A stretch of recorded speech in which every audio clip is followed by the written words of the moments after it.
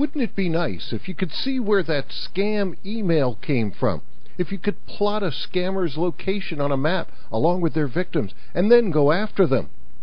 The FBI Cyber Division's Internet Crime Complaint Center, a partnership with the nonprofit National White Collar Crime Center, is doing just that.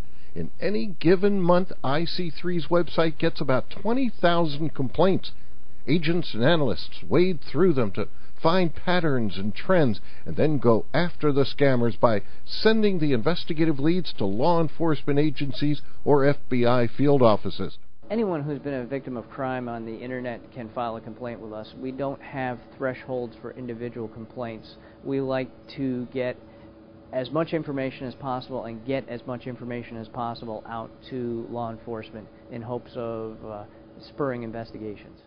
The FBI Cyber Division investigates the whole spectrum of Internet crimes, from auction fraud to international threats targeting the U.S. infrastructure.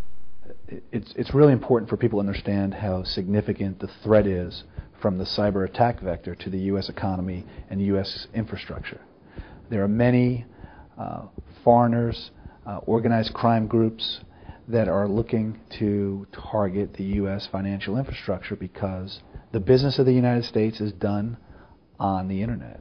The Internet Crime Complaint Center's database holds more than 1.3 million complaints. They can sift through the complaints to target specific frauds or get an overall picture of current online crime trends.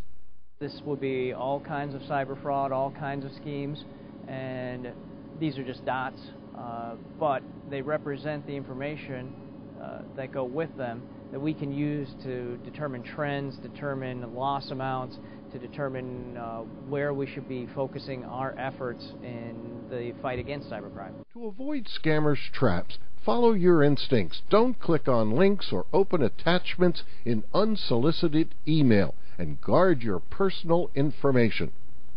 So the consumer really has to ensure that they've got active virus scanning in place, the most recent virus signatures up to date. They've got to have a firewall that monitors the connections between their computer and other computers, and they really have to monitor that and be on top of what the threats are and ensure that they're protecting themselves to the greatest extent possible.